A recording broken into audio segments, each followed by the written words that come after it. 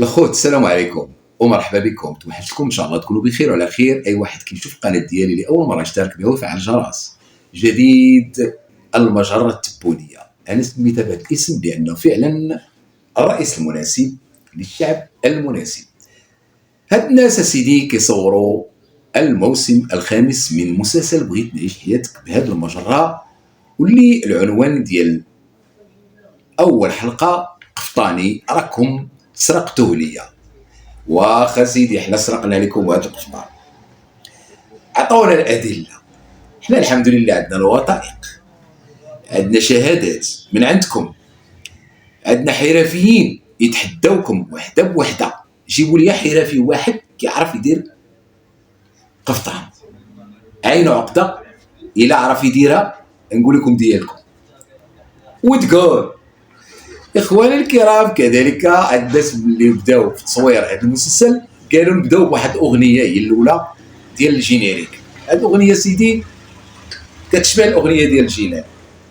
الغريب في الامر انهم اكبر الشعب، شفار، سارق للهويات، سارق للتاريخ، سارق للتراث المغربي، ولكن ما كيعرفش يزور.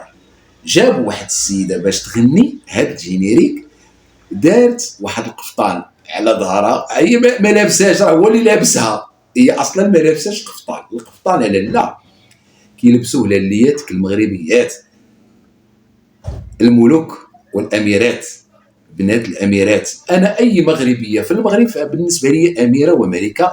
ملي كتلبس القفطان بعدا كندوخ، انا بعدا كندوخ. مرتي ملي كتلبس القفطان والله حتى كندوخ.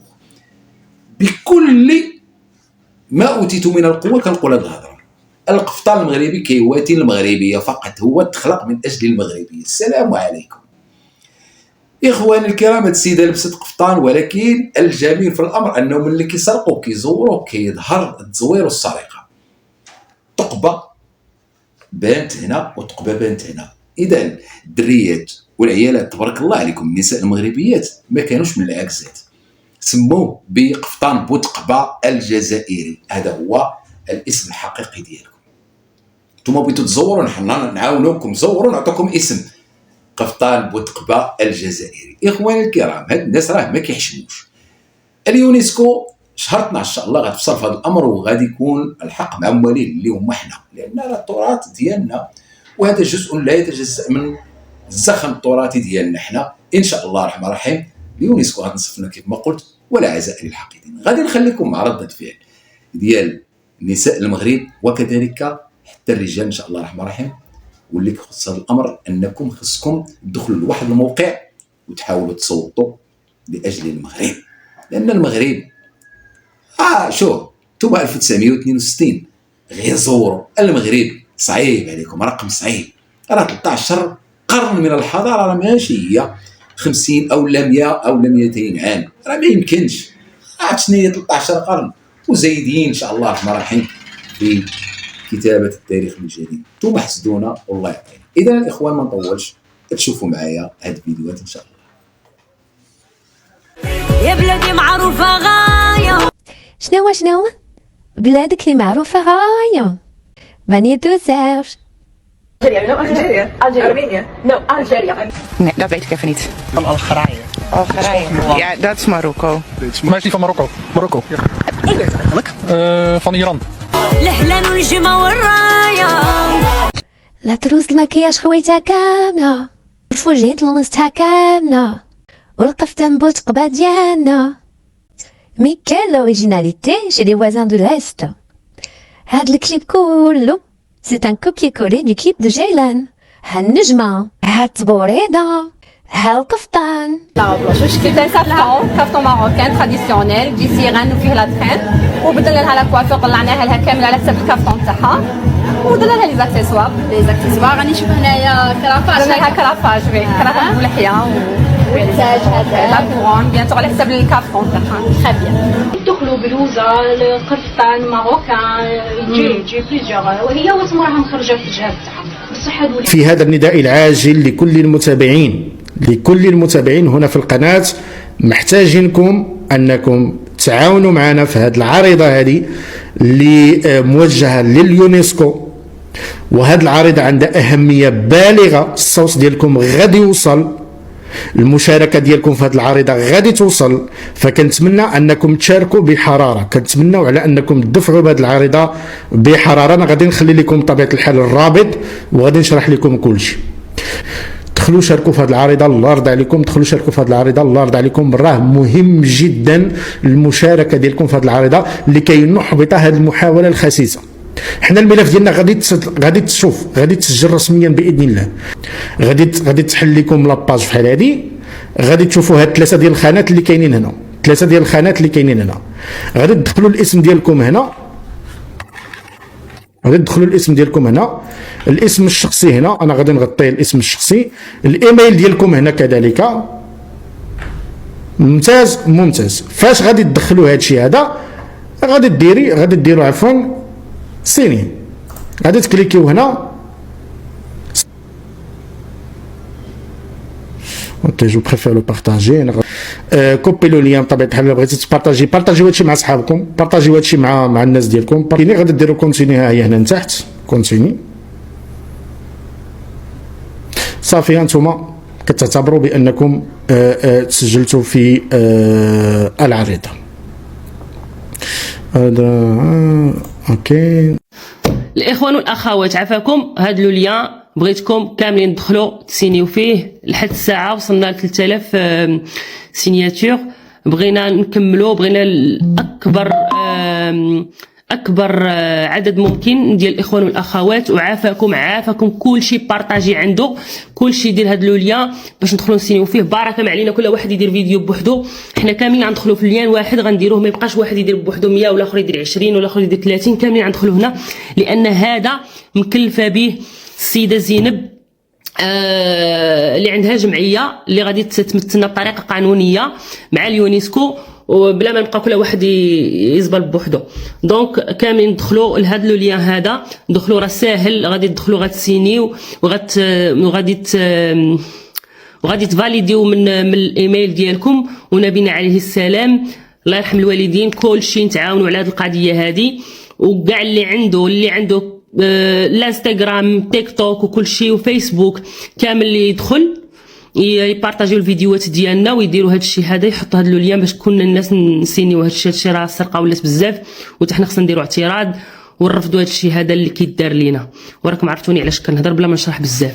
نهاركم زين وتنتسنى منكم السيناتور ديالكم، ما تحشموناش. يا السارق وين هربت عيا وتولي ترري، شحال ندموا العباد اللي سرقوا قبلك وقبلي ترري. طب اختي قالت لك مغنيه عندهم لبست اختي قفطان ودارت رايه الجزائر وغنات اختي، قالت لك حسدونا وغاروا منا وتيغيروا منا وتيحسدونا. علاش نحسدك اختي على قفطان اللي لابسه متقوب؟ انا تعرف السروال متقوب، بغيت نعرف علاش قفاط نتاما ولاو متقوبن، ما فهمتش علاش. عاوصلوا عندكم هما يتقبوا. اختي انا ما بقيت فاهم منك والو، والله ما بقيت فاهم منكم شي حاجه اقسم بالله. اختي شو هو اختي داك راه شوهتونا، حنا شوهتونا حوايجنا. شو هذوك اللي سجلتهم هذيك الملحفه ولا اسمها هي ملحفه هذيك اللي كدور هك شرويطه؟ سير اختو شوهوها. وهذيك بوتقبه اللي سرقنا الالباني مالكم سجلتوهاش؟ هذيك تاع الالبان مالكم سجلتوهاش؟ ما خلوكمش؟ لقيتو الالبانيه مسجلينها ديجا، قلتو جن قفطان ما نتفاكوش معاه. واختي لبسوها مقودين. واش ما عندكش كونترول اختي؟ واش انت دابا دايره اغنيه في يوتيوب وحاطاها وخاسره على ما عرفتش شحال؟ واش ما عندكش كونترول على شكون يقول لك راه قفطان متقوب؟ واش انا الحماق هذا يا بنت؟ واش درتيها في التصويره درتيها؟ واش ما بانت ليكش كاع مره؟ والله اختي انا وليت نتعذب. انا هي المعذبون في هذه الحياه. الله يدير الخير، الله يدير الخير. نقول نزيدو حاجه واحده اخرى، نزيدو كراكو خضر، نزيدو باقس مطيني، ونزيدو قفطان ماروكان غونا. المغرب نشوف عندنا القفطان او التكشيطه. القفطان هو حته واحده بس التكشيطه حتتين. لا مش موجود عندنا في الجزائر. حتى في الأجزاء الأمازيغية برضه مفيش. لا ممكن المرأة الجزائرية بتاخد تلبس الزي المغربي كما بتلبس كمان الزي التونسي. يعني ما تاخد من برا بس مش تبعنا، يعني مش من تقاليدنا.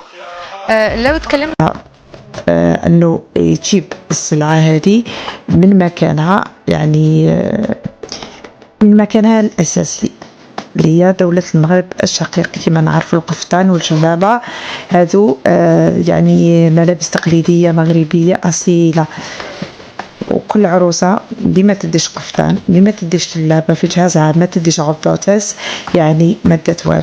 شوفوا حتى بشامق لهنا حتى لي بابوش راهم على مختلف الألوان على حساب واش كاين لبسة. كل وحدة تجي وتخير واش يعجبها. أنا صورت لكم هذا الجزء الأول إن شاء الله، وإذا كانت عندي فرصة أخرى إن شاء الله نعاودوها.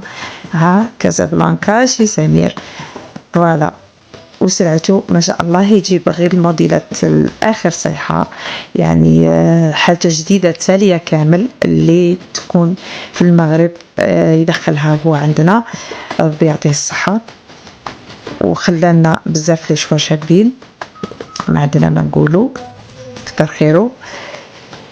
والاسعار فيها فصال، يعني نجيب لكم الجديد ما كاش مشكل. راني نذكر ونعاود بلي هذه السلعه سلعه اصليه من لا سورس، يعني من المنبع من بلادها، يعني من بلادها عندنا مباشره. يعني اللي تلبس تقول لبست قفطان مغربي، يعني صح لبست قفطان مغربي. شوفوا هادو بالحزام تاعهم عجبوني بزاف، حاجه خفيفه ظريف، انا عجبوني بزاف. انا ما نكذبش عليكم انا من عشاق الزي المغربي الاصيل. يعني je porte un caftan algérien. كافتون كوا؟ ايوا وجاك صحيح. مانيتو سيرج. Mon invité aujourd'hui est un grand nom dans la mode. Moi, je le qualifie du roi du caftan. Il s'agit de monsieur Emin Mrani, créateur de mode d'origine marocaine, basé à Rabat, donc il nous vient directement du Maroc. C'est un honneur pour moi de vous interviewer aujourd'hui. Je suis une grande fan de caftan et j'ai énormément de questions à vous poser. Vous avez toujours rêvé d'emmener la mode marocaine vers le caftan du Maroc, maintenant mondialement connu, comme caftan du Maroc, comme caftan du Maroc, comme caftan du Maroc. Vous vendez très bien, travaillez très bien avec les Émiratis, avec les Saoudiennes, etc. Même les Marocains, même les Algériens. Oui, elles adorent les caftans marocains. ايوا شتي يا مدام كيزار، نسيتي شي حاجه اللي سميتها دي زارشيف. لي زارشيف ما كيرحموش. شتي ايامك اللي كنتي كتقولي que tu es une grande fan du caftan marocain. Et comme tu as si bien dit que le caftan marocain était mondialement connu, بغيتو تلصقو معانا. Et aujourd'hui il est devenu algérien. سبحان الله. واخا تزورو التاريخ واخا تكتبو واخا تخلطو، le caftan restera marocain, comme tu l'as avoué de ta propre bouche d'ailleurs. Il restera marocain jusqu'à la fin des temps, comme le Sahara. Voilà, تبارك الله علينا وما شاء الله علينا وديما مغرب.